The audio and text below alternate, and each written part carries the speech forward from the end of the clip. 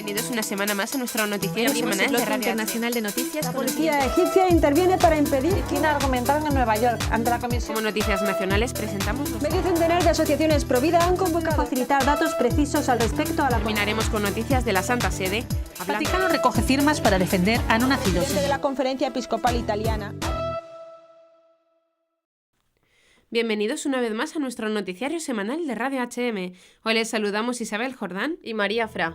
A pesar de que son numerosísimos los atentados contra los cristianos perpetrados por el Estado Islámico y sus secuaces, y de que son incontables las acciones de los estados laicistas en contra de los cristianos a los que discriminan y rechazan, el cristianismo y particularmente el catolicismo aumenta en el mundo. Lo cierto es que sin pedir permiso a los poderosos de este mundo y a través de caminos misteriosos, Dios sigue llamando a sus hijos, como en el relato de la conversión de la joven rusa Vera Sofía, que recoge la página web de la Fraternidad San Carlo. Nací en Moscú en una familia de ingenieros y físicos, en un ambiente totalmente ateo. En nuestra casa no se hablaba de Dios, se le consideraba un mito que la gente se había inventado para explicar el mundo cuando la ciencia aún no había avanzado. En el mundo contemporáneo, obviamente, ya no había sitio para la religión.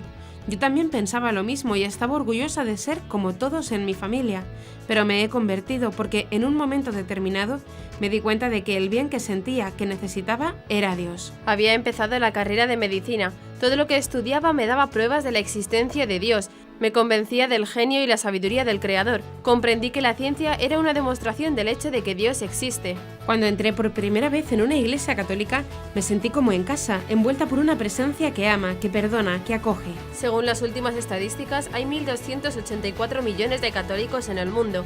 Aumenta en todos los continentes, a excepción de Europa, donde desciende por segundo año consecutivo 1,3 millones menos, 7,4 millones más en África, 4,7 millones más en América, 1,59 millones más en Asia y 123.000 más en Oceanía. El cristianismo sigue siendo fuente de civilización y humanismo.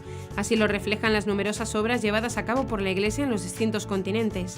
La Iglesia Católica es la institución que más centros de ayuda social tiene. Mientras los gobiernos progres tienden a la reducción de ayuda social y recortes en este ámbito, la Iglesia Católica acoge a 60,34 millones de alumnos en sus 73.489 escuelas de educación infantil, 95.644 escuelas de educación primaria y 47.415 institutos de educación secundaria, así como 5,44 millones de estudiantes y alumnos de enseñanza superior. Gestiona también 5.391 hospitales, 1.295 en África, 16.610 ambulatorios, cerca de la mitad en África, 604 leproserías, 16.270 residencias para personas mayores o minusválidos, la mitad en Europa, 9.924 orfanatos, un tercio en Asia, 12.276 guarderías y 3.776 centros de reinserción social.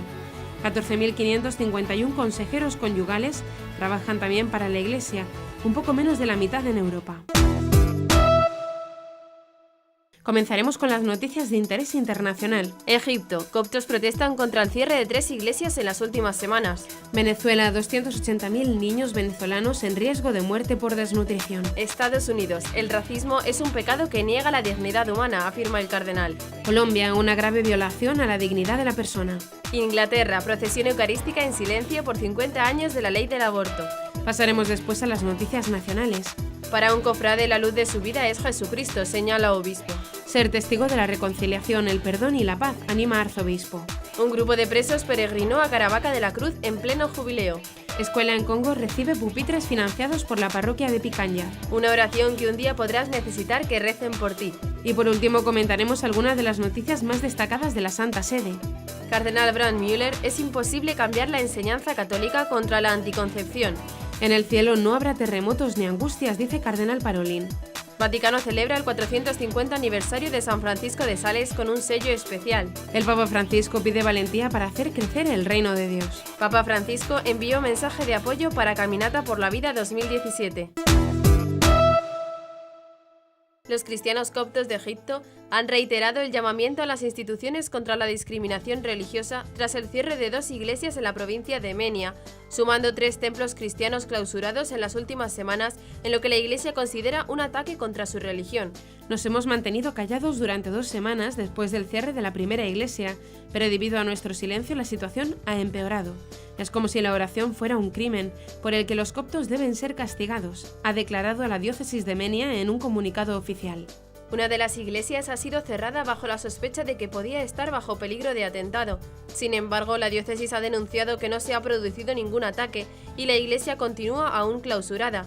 Los cristianos coptos, que constituyen un 10% entre los casi 95 millones de habitantes de Egipto, han alertado en múltiples ocasiones de que llevan siendo perseguidos desde hace años y reclaman que el Estado no toma en consideración la gravedad de su situación. Cada semana 5 o 6 infantes pierden la vida por desnutrición en Venezuela, y de continuar la situación así, más de 280.000 niños podrían sufrir la misma suerte. En un contexto donde la escasez de alimentos y medicinas ha llegado a niveles alarmantes, miles de niños están muriendo, ha advertido Cáritas Venezuela en un reciente informe. Según Cáritas, la desnutrición infantil ha alcanzado el 15% de los niños en agosto, mientras que el 33% de la población infantil ya está reflejando un retardo en el crecimiento, generando un daño, sea físico o mental, que les acompañará para toda la vida. Según el mismo informe, la mortalidad materna se elevó en un 65% en el último año. Los datos de Cáritas provienen de su trabajo directo con las poblaciones más vulnerables de estados como el Distrito Capital de Caracas, Vargas, Miranda y Zulia. En estos lugares la organización calcula un déficit nutricional de un 70%, mientras que el 8% de los niños ya registran un grado de desnutrición grave. Cáritas realiza jornadas médicas para atender las necesidades de la población y estableció un banco de medicinas para donar a quienes no pueden encontrar los fármacos por otros medios. El arzobispo de Washington en Estados Unidos, cardenal Donald Ware, afirmó que el racismo es un mal y un pecado que niega la dignidad humana. Así lo indicó el purpurado en su carta pastoral titulada El desafío del racismo hoy, que dio a conocer este 1 de noviembre, solemnidad de Todos los Santos. En el texto dirigido a los sacerdotes religiosos y laicos de la Iglesia en Washington, el cardenal precisó que el racismo niega la igualdad y la dignidad básicas de todas las personas ante Dios y entre sí.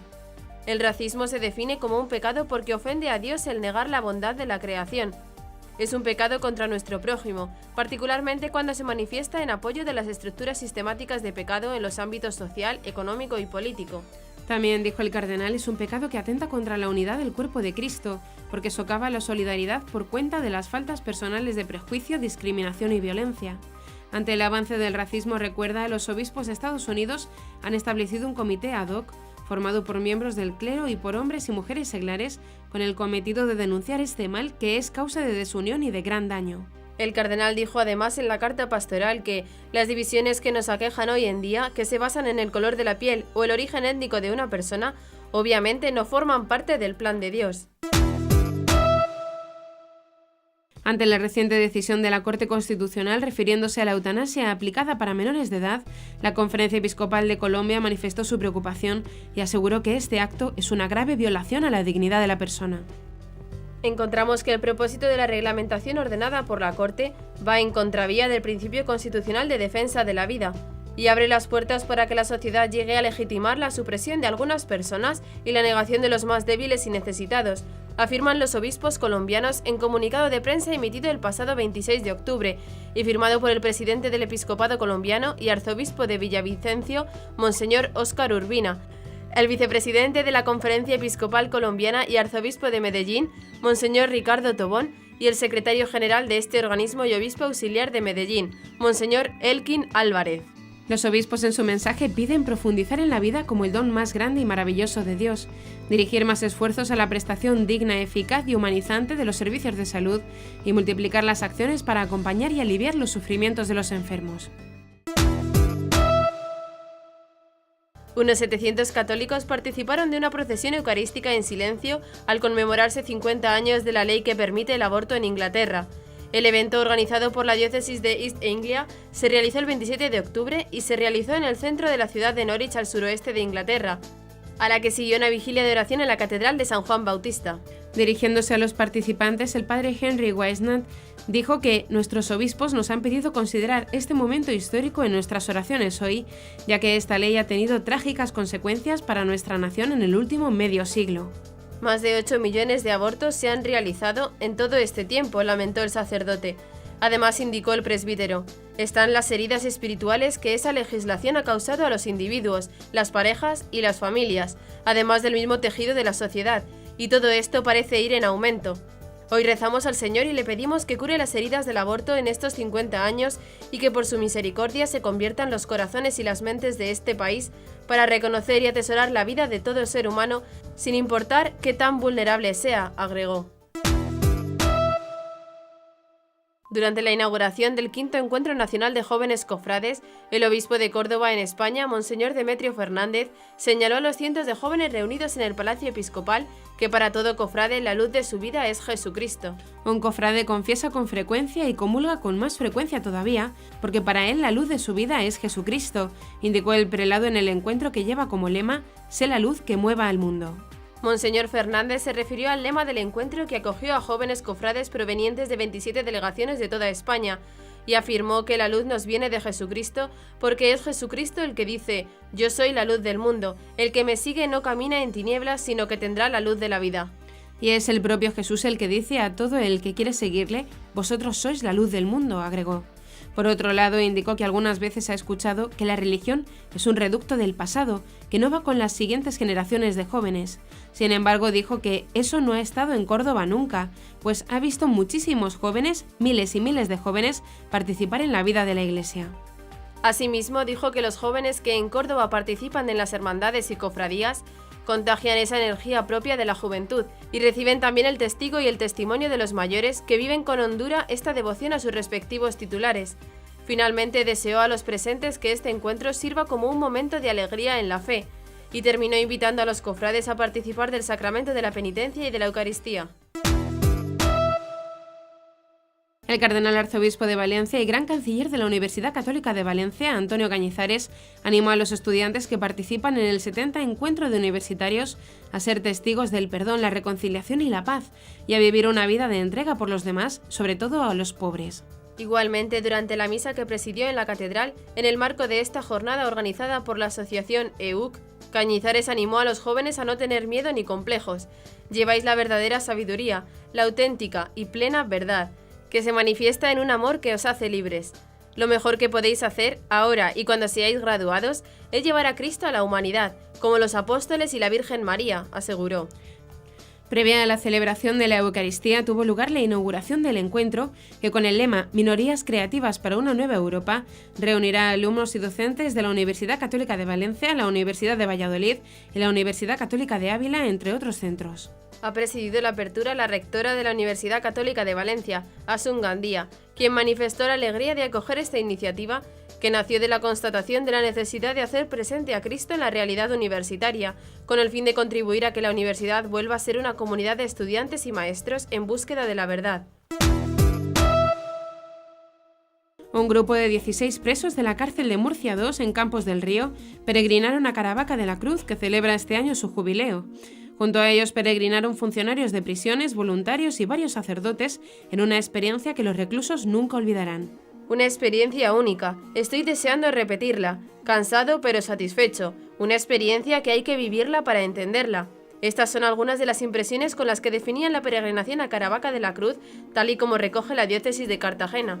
Hemos disfrutado mucho porque para nosotros es una experiencia única, aseguraba José, uno de los internos.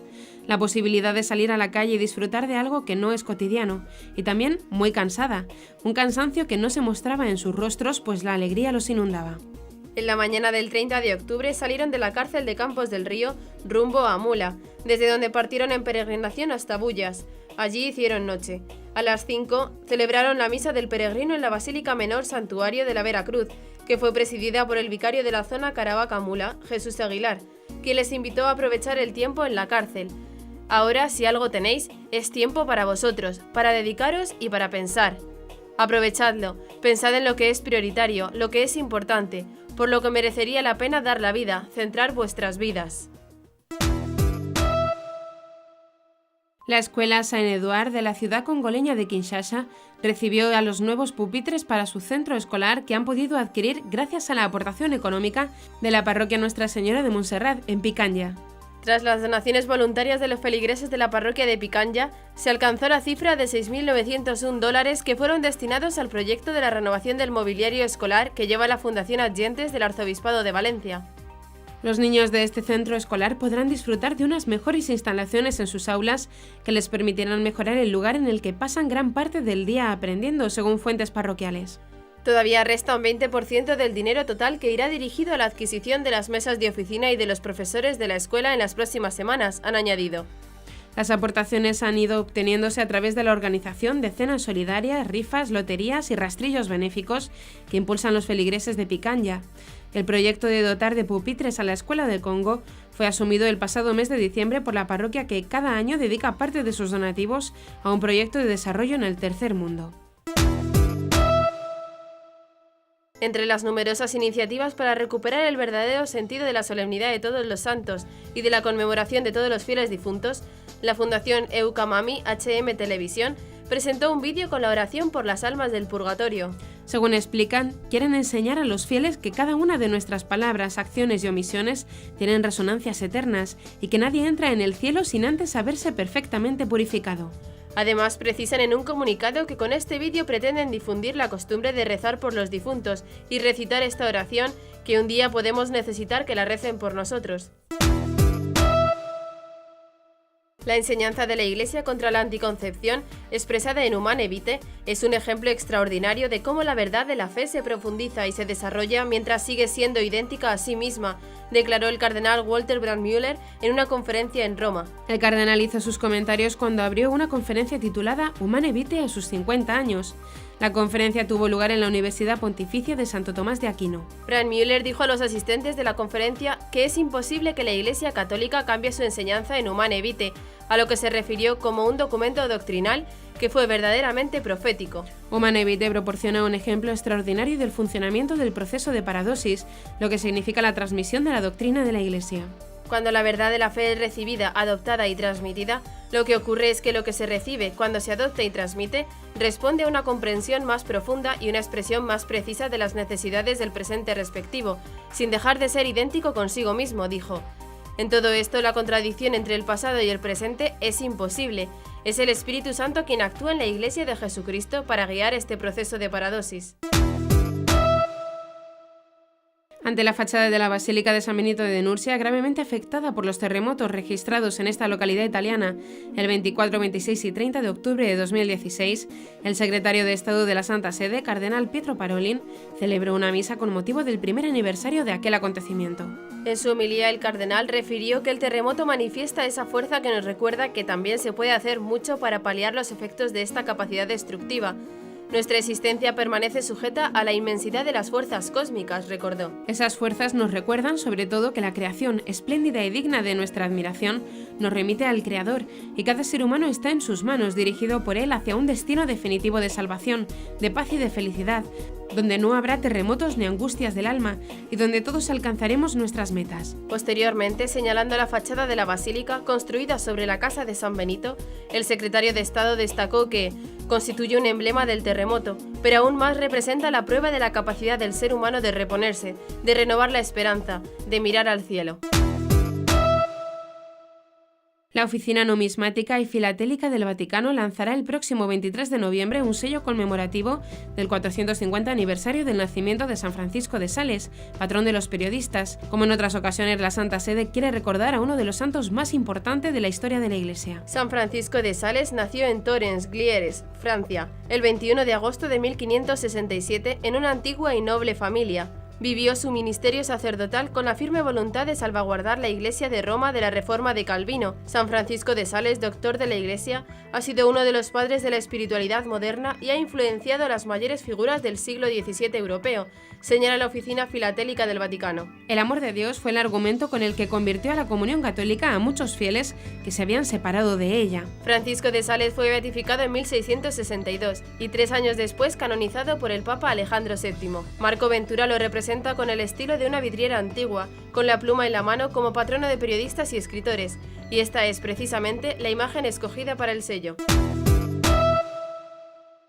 Durante la misa celebrada en la Casa Santa Marta, el Papa Francisco pidió a la Iglesia valentía para hacer crecer el reino de Dios, servirse de la esperanza, aunque parezca pequeña, para sembrar la semilla del Espíritu Santo. La esperanza de salir de nuestra cárcel, de nuestras limitaciones, de nuestra esclavitud, de la corrupción y llegar a la gloria. El camino hacia la plenitud es un camino de esperanza, y la esperanza es un regalo del Espíritu. Es justamente el Espíritu Santo el que, dentro de nosotros, nos proporciona algo grandioso, la liberación, la gran alegría. Por eso Jesús dice: del interior de una semilla de mostaza, de ese grano pequeño, surge una fuerza que genera un crecimiento inimaginable. Esa fuerza es el Espíritu Santo que habita en nosotros y que da esperanza.